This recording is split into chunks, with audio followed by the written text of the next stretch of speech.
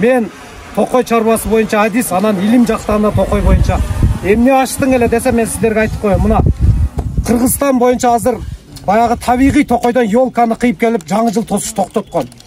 Мына биздин демилге илимде ушуну киргиздик. Дүйнөдө жок жаңгак мөмө жемиш токойлордун баалуулугун ошо көрсөткөнбүз. Өзгөчө статусту 2006 жылы өкмөттүн токтому менен ошо жаңгак арча дарактарын алып бергенбиз. Андан ары ОВЛК деген положение кирген, общественное ведение лесного хозяйства.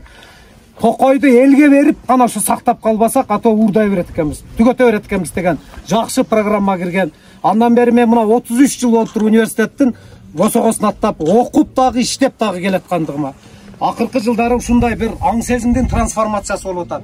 Акыры биз бир нерсени созидать этип жаратпасак, бар нерсени талкалап коюш оңой эле экен. Да, бул жер көчүп кетти, бир жомоктогудай нерсени айттың деди.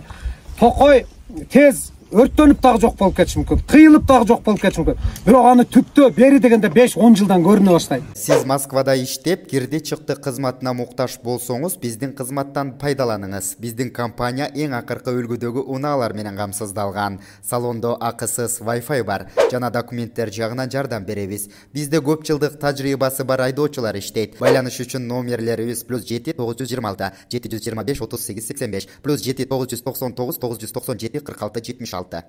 Мен мына жердештериме айтып коеюн, эмне үчүн бир баягы кошумча киреш алып келе турган көзгө көрүнбөгөн ит мурунду эктик да биринчи. Мына эң сонун результат бере баштады.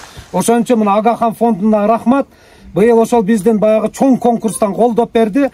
5000 түп ийнеси жок ит мурунду ушул жерге эгип бүттүк. Өткөн 2 аптадан бери студенттерибиздин жардамы менен.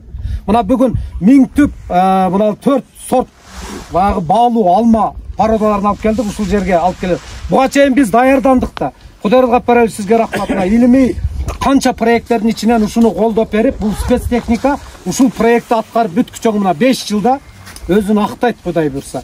Биз керек болсо кайра баягыда киреше таба турган булактарды сунуштап атабыз. Мен ар бир жана чакырган жерге ушундай бир экологиялык жана кырсыктар болгон жерге барып жүргөн кишиме 10 апрелге Чоңолайга чейин барып келели деп атабыз. Облесение, что это решает, да? Кыргызстандын азыр 4%-ын гана токой каптап калган. Бир мезгилдерде билесиздер 30%ке чейин мына өткөн кылымдын башында болгон. Биз Туркестанский крайды өнүктүрөбүз деп Советский Союзда карагай арчаны бүт патышпал туннелдерге иштетип жүргөн экенбиз, штольняларга. Жаңгак токойдун вагон курганда промышленный стройство кетип мына эселеп азайып кеткен. Кайра азыр токойчулардын канча эмгеги эгип атышат, мал жеп коюп атат. Ошон үчүн мына огражденияны учурунда жогорку кеңешке чейин барып маселе койгонбуз. Айда Касмалиева ушул жерге келип, Узарбек Жылкыбаев, райондун администрациясы ушул жерге келип баштаганбыз. Бар нерсени улантып кетем. Мен деле көңүлүм калат көп нерседен. Бирок ошол өжөрлүк менен гана бир эмгектин акырына чыгабыз деген ойдомун.